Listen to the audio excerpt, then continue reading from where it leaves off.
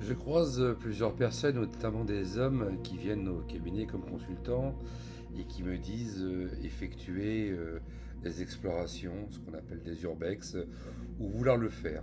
Donc dans cette vidéo, je vais essayer d'apporter quelques conseils pour mener une enquête paranormale dans un lieu habité ou non habité s'il ne se passe rien. L'exploration des lieux habités et la recherche de phénomènes paranormaux suscitent pour moi de nombreuses curiosités et interrogations. Pour ceux qui souhaitent s'engager dans une telle aventure, il est essentiel de le faire avec prudence et préparation. Dans cette vidéo, je vais partager mon avis sur les meilleures pratiques pour mener une enquête paranormale, en mettant l'accent sur l'importance de la compagnie, de l'état d'esprit et de l'équipement nécessaire. Pour moi, l'importance de l'encadrement émotionnel est très important.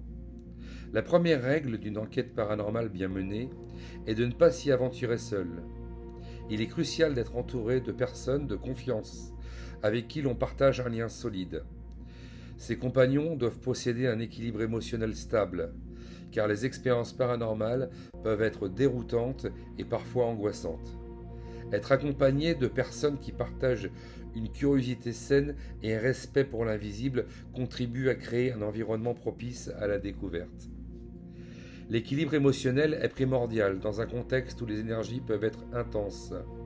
La présence d'individus calmes et ouverts d'esprit peut aider à atténuer l'anxiété et à favoriser une atmosphère sereine, essentielle pour capter les manifestations qui pourraient survenir. Il faut absolument se préparer à l'exploration. En effet, les lieux habités sont souvent imprégnés d'histoire et d'énergie qui exigent une approche respectueuse. Avant de commencer l'enquête, il est important de se préparer mentalement et physiquement. Rester calme et attentif permet de mieux percevoir les sensations et les manifestations qui pourraient se produire. Une forme physique adéquate et un état d'esprit détendu sont des éléments clés pour aborder ces expériences avec lucidité. Il est également essentiel de se préparer que ces lieux, de se rappeler que ces lieux peuvent être chargés d'énergies diverses. Et il est donc crucial d'être à l'écoute de ses propres ressentis. Cette sensibilité permet d'établir une connexion plus profonde et d'interagir avec ce qui pourrait être présent. Ensuite, je vous conseillerais d'avoir l'équipement nécessaire. Pour ceux qui souhaitent documenter leur enquête, il est judicieux de se munir d'un minimum de matériel. Cela peut inclure des caméras, des enregistreurs audio et des appareils de détection des champs électromagnétiques.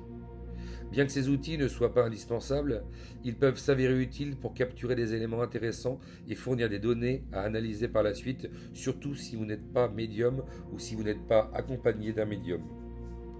Pour les personnes n'ayant pas d'expérience médiumnique, ces équipements peuvent offrir une opportunité d'observer des phénomènes de manière plus objective. La documentation de l'expérience permet non seulement de partager des découvertes avec d'autres, mais aussi d'approfondir sa propre compréhension des événements vécus lors de l'enquête.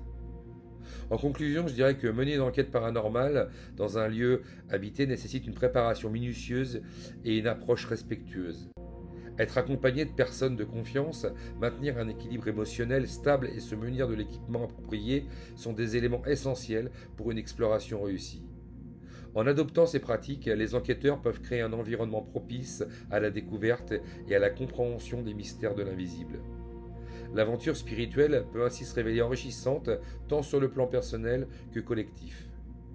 C'était Stéphane T du cabinet Altruiste. Si cette vidéo vous a plu, n'hésitez pas à liker et à vous abonner. Allez, bienveillance à vous. Au revoir.